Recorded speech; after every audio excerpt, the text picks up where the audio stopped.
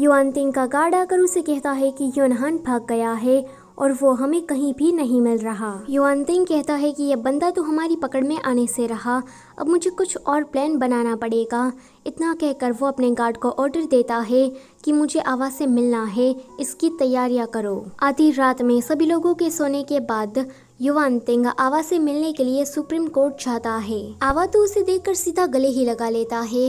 वो कहता है कि तुम यहाँ पर मुझे बचाने आए हो, तो युआनतिंग कहता है कि नहीं। युआनतिंग कहता है कि जरूर तुम ल्यूली को अपने रास्ते से हटाने वाले हो, तो वो कहता है कि नहीं। आवा कहता है कि हाँ मैं समझ गया, तुम जरूर यहाँ पर किसी पार्टनर को ढूंढ रहे होगे, तो युआनतिंग कहता है कि नहीं। आवा कहता है कि ये भी नहीं, तो फिर तुम यहाँ करने क्या आए हो। युआनतिंग कहता है कि चिल्लाना बंद करो, मेरे पास एक दूसरा प्लान है। जब मैं यहाँ पर आया था तो मैंने मास्क पहना हुआ था, लेकिन फिर भी ल्यूली ने मुझे पहचान लिया। आवा कहता है कि जरूर मास्क के ऊपर जिन्पो का निशान होगा, वरना वो तुम्हें कैसे पहचान पाती। युआनतिंग कहता है कि ये पॉइंट नहीं है, पॉइंट ये है कि वो मुझे अभी भी पसंद करती है, तो मैंने सोचा है कि उसने जो मेरे साथ किया मैं भी बिल्कुल वैसा ही करूँगा। वो उसके कान में प्लान डिस्कस करके वहाँ से चला जाता है। जनरल हुआ ल्यूली के साथ इंपीरियल कोर्ट जा रहे थे, तो रास्ते में युआनशु उसे लिफ्ट मांगता है। जनरल हुआ ल्यूली को मना करते हैं, तो ल्यूली युआनशु को मना कर देती है, लेकिन फिर भी ये बंदा तो जबरदस्ती कैरेज के अंदर घुस जाता है। लेकिन जैसे ही वो जनरल हुआ को देखता है तो वो शॉक। आगे इन लोगों को ऐसी ही ऑकवर्ड सिचुएशन के साथ इंपीरियल कोर्ट आना पड़ता है। काफी सालों के बाद जनरल हुआ सभी मंत्रियों को देख रहे थे, लेकिन जनरल हुआ को देखकर कोई भी उन्हें एक हाय हेलो तक नहीं कहता। ये देखकर ल्यूली को तो उन सभी पर गुस्सा आता है, लेकिन जनरल हुआ ल्यूली को शांत करा देते हैं एंड इस बात को थोड़ा लाइटली लेते हैं। अभी के लिए सभी मंत्रियों के मन में बस यही चल रहा था कि जनरल हुआ अपनी पावर का शो ऑफ करने वाले हैं एंड कहीं ना कहीं जनरल हुआ ये बात समझ गए थे। वो जाते ही सीधा एम्परर से ये कहते हैं कि मैंने इस देश के लिए बहुत कुछ किया है एंड वो युद्ध जीतना काफ़ी ज़्यादा मुश्किल था। इस युद्ध को जीतने में मुझे काफ़ी ज़्यादा इंजरी भी आई है एंड वो अभी तक हील नहीं हुई है। वो अपना सील देते हुए कहते हैं कि मैं अपनी ग्रेट जनरल की पोजीशन को छोड़ रहा हूँ एंड मैं अपने होम टाउन वापस जाना चाहता हूँ। एम्परर इसके लिए मान जाते हैं। ल्यूली को पता नहीं था कि उसके डैड आज रिजाइन करने वाले हैं, तो वो भी इससे थोड़ा शॉक होती है। सारे मंत्री लंच टाइम में एक साथ बैठकर लंच कर रहे थे। युआनशु जब ल्यूली से मिलने के लिए आता है तो जनरल हुआ ल्यूली को वहां से लेकर चले जाते हैं। युआनशु सोचता है कि मैंने जनरल हुआ के पक्ष में इंपीरियल कोर्ट में कुछ नहीं बोला, तो इस वजह से क्या ल्यूली मुझसे नाराज है। अगले दिन युआनशु ल्यूली से मिलने के लिए उसके घर जाता है, लेकिन जब इस बात का पता जनरल हुआ को लगता है तो वो ल्यूली को जल्दी जल्दी काम पर पीछे के दरवाजे से भेज देते हैं। उसके बाद जनरल हुआ युआनशु से मिलने के लिए जाते हैं। युआनशु उन सभी के लिए गिफ्ट लेकर आया था। वो उनसे बहुत ही अच्छी अच्छी बातें कर रहा था। वो तो यहाँ पर एक अच्छा दामाद बनने की पूरी कोशिश कर रहा था। ल्यूली की माँ सोचती है कि कितनी बकवास कर रहा है, कब जाएगा ये। जियामिन युआनहाउ की शॉप पर जाती है। वो सोचती है कि मैं यहाँ पर कर क्या रही हूँ, मुझे उस बकवास आदमी को नहीं देखना है।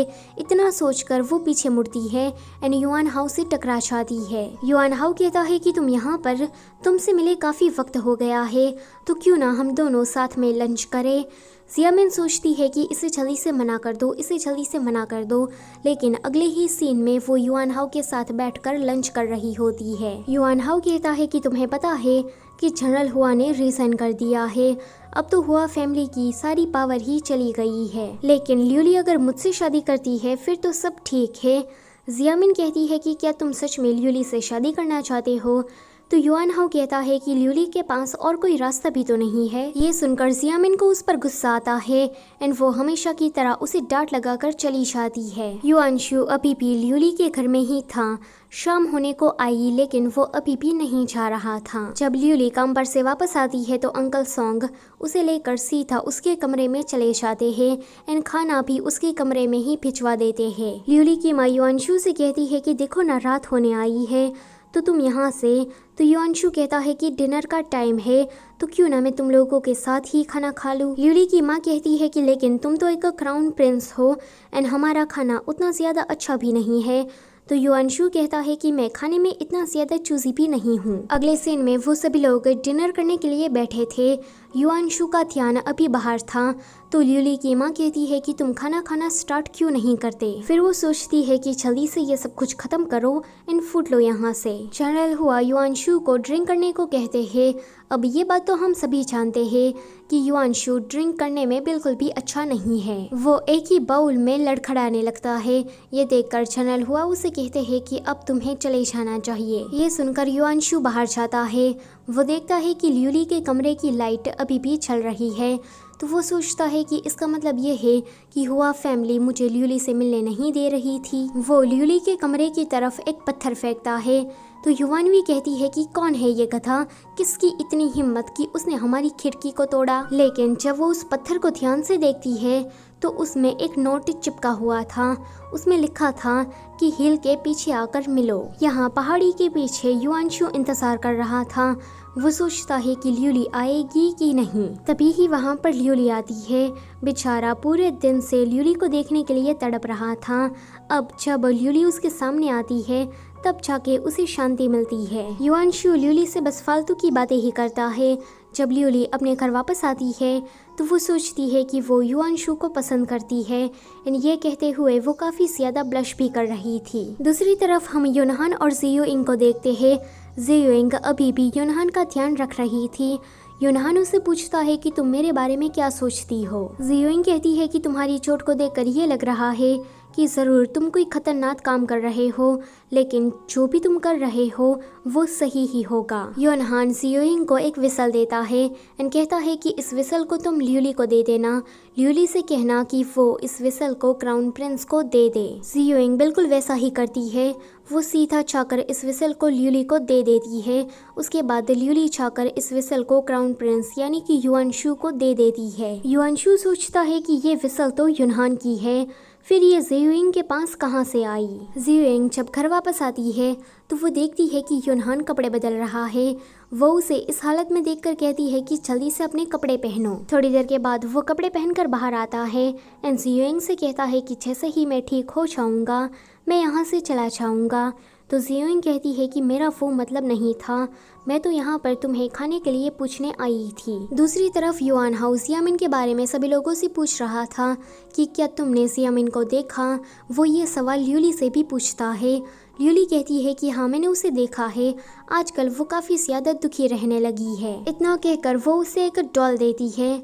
वो कहता है कि माना कि तुम मुझे पसंद करती हो, लेकिन मैं तुम्हारी इस फीलिंग्स को एक्सेप्ट नहीं कर सकता।